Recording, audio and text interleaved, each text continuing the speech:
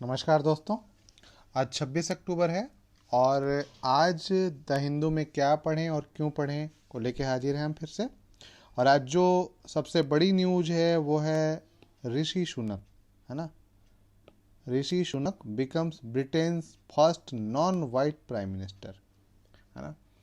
ये गोरे नहीं हैं, सांवले हैं, एशियाई मूल के हैं, भारतीय मूल के कह लीजिए, है ना। पहले प्राइम मिनिस्टर बन गए हैं और इसको लेके पूरे दुनिया में बहुत हल्ला मचा है, बहुत बवाल मचा है कि हमने ये कर दिया, हमारे लोकतंत्र में इतनी आस्था है। इन चीज़ों में आपको नहीं फंसना है, ये ध्यान रखिएगा आप लोग कि इन चीज़ों में आपको नहीं फंसना है कि इन्होंने कोई एहसान नहीं किया है, इनकी अर्थव्यवस्था अब डूब रही है। ध्यान रखिएगा, यूरोपीय बहुत तेज होते हैं। इनकी अर्थव्यवस्था अब डूब रही है और उगता हुआ देश कौन है? तो इंडिया है। ध्यान रखिएगा इस बात का, है ना। ब्रेक्जिट किया है इन लोगों ने, भारत से फ्री ट्रेड एग्रीमेंट करने की बात चल रही है, एफटीए करने की बात चल रही है। तो ऐसा करके कोई बहुत क्रांतिकारी कदम नहीं। हाँ ठीक है, इसके इतिहास में जिसने 200 सालों तक भारत को गुलाम बनाए रखा, या गुलाम बनाए रखने से ज़्यादा मैं कहूँगा कि भारतीय एक नहीं थे, इसके कारण से इनका राज चल पाया। नहीं तो ये न जनसंख्या में ज़्यादा थे, न धन संपत्ति में ज़्यादा थे। हाँ बस लड़ाके थे ये, इनको कुछ नहीं आता था लड़ने के सिवा और कब्जा करने के सिवा, क्योंकि आदत थी इनको यूरोप की। हमारे यहाँ तो इस लेवल की लड़ाई थी ही नहीं, तो इनको आदत थी लड़ने की, कब्जा करने की। तो उनने तो ऋषि सुनक, खैर उनसे बाद ऋषि सुनक पहले प्रधानमंत्री बन गए हैं और ये एक अच्छा कदम है या बड़ा कदम है। तो हमें यह भी देखना है कि यह व्यक्ति जो है वो भारतीय नहीं है, ब्रिटिशर्स हैं, ब्रिटिश है। दूसरी बात, ये इसके लिए खुश हो सकते हैं कि ये हिंदू हैं। तो ऐसा नहीं कि विश्व में हिंदू सिर्फ भारत तक सीमित हो, विश्व के कई देशों में भी हिंदू हैं। आप हिंदू हो या इस तरीके मतलब भारतीय हो, तो इसका मतलब ये नहीं कि बहुत ही बड़ी उपलब्धि हासिल किया आपने। वो ब्रिटिशर्स हैं भाई, ब्रिटिश नागरिक हैं। हाँ उन्होंने भाई एक भारतीय से शादी की है, ये हमारे लिए ठीक ठाक बात है और अच्छी बात है कि ऐसा एक व्यक्ति जो भारतीय मूल का हो, उसके जो उसकी जड़ें जो भारत की हो, वह गीता पर हाथ रख के शपथ लेता हो, ये हमारे लिए अच्छी बात है। पर उन्होंने साफ साफ कहा है कि मैं पूरी तरीके से ब्रिटिश हूँ, ब्रिटिश नागरिक हूँ। हाँ मैं इससे इनकार नहीं करता कि मैं एक हिंदू हूँ, लेकिन पूरी तरीके से ब्रिटिश नागरिक हूँ। तो आपको ये ध्यान रखना है, ठीक है। इसके बाद जो हमें पढ़ना है वो पढ़ना है CCI imposes 936 crore fine on Google. Competition commission of India जो है 936 करोड़ का जुर्माना फिर से लगाया है गूगल पे, है ना। गूगल पे फिर से 936 करोड़ का लगाया है, क्योंकि इन्होंने मोनोपोली या इस तरीके की चीज़ें करी हैं जिससे कोई अन्य कंपनियां इसी क्षेत्र में नहीं आ पाती हैं, है ना। तो आप सीसीआई को देख लेंगे, सीसीआई क्या है ये देखेंगे, और इन्होंने क्यों लगाया है वो यहाँ से पढ़ लेंगे तो बहुत आसानी से क्लियर हो जाएगा।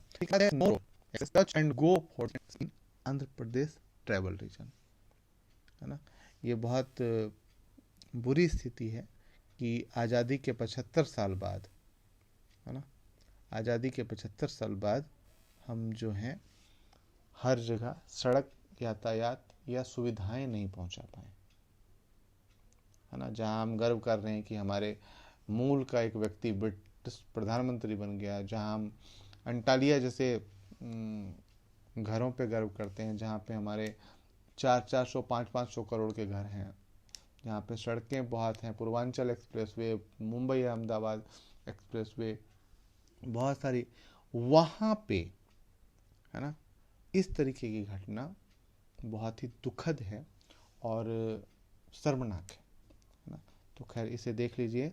और भारत में और भी इस तरीके की जो चीज़ें हैं या ट्राइबल्स हैं जो पिछड़ रह गए हैं, उनके बारे में थोड़ा देखिएगा। साथ ही साथ पीवीटीजी जो ग्रुप है, पर्टिकुलरली वल्नरेबल ट्राइबल ग्रुप है, इसके बारे में थोड़ा ध्यान दे दीजिएगा, ठीक है। इसके बाद जो हमारी अगली न्यूज है वो है एंडिंग डोमिनेंस, है ना। एंडिंग डोमिनेंस की बात की गई है और उसी पे बात की गई है जो गूगल पे जुर्माना लगाया गया है, मोनोपोली की बात की गई, उसी पे बात करा गया है, तो आप इसे पढ़ लीजिएगा, ठीक है। इसके बाद जो है renewable energy revolution, renewable energy revolution rooted in agriculture, है।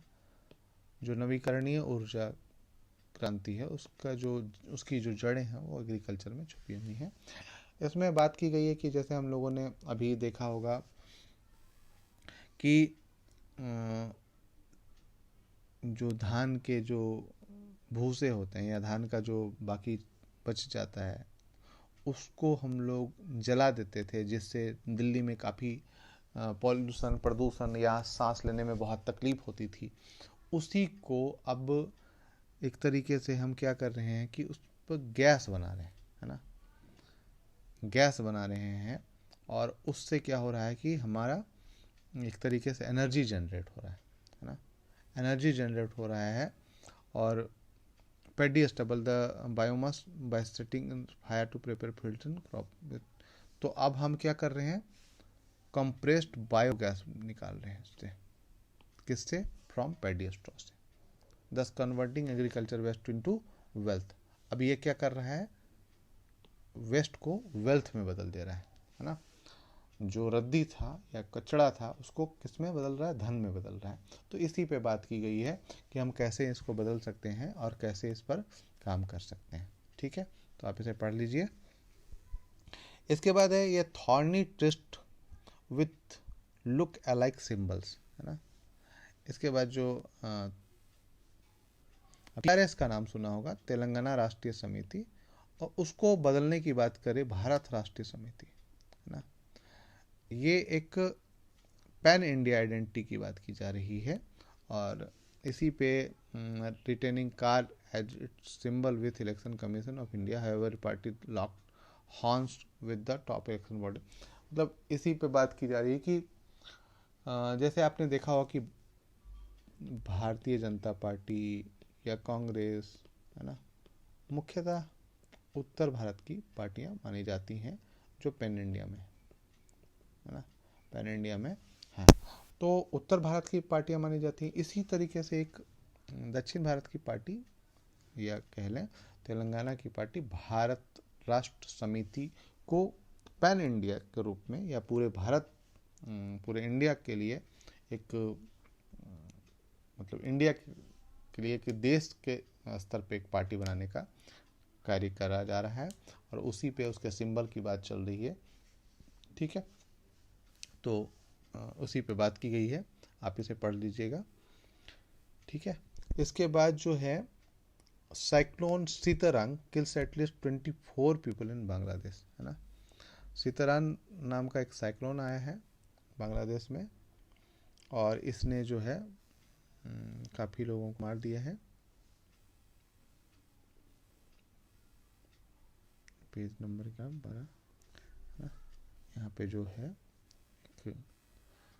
Cyclone Sitrang kills at least 24 people in Bangladesh, है ना। Cyclone that left Bangladesh at least 8 million without power across.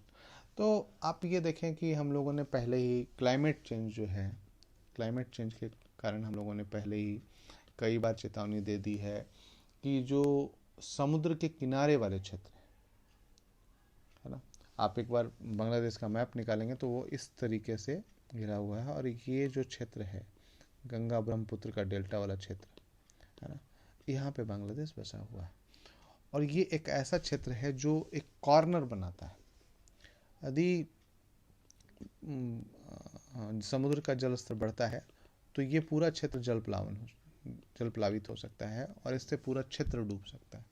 और उसी तरीके से साइक्लोन आ रहे हैं, लगातार साइक्लोन आ रहे हैं, जिससे आपने यहाँ पे चित्र में भी देख सकते हैं कि ये पानी जो है लगातार अंदर तक घुस रहा है।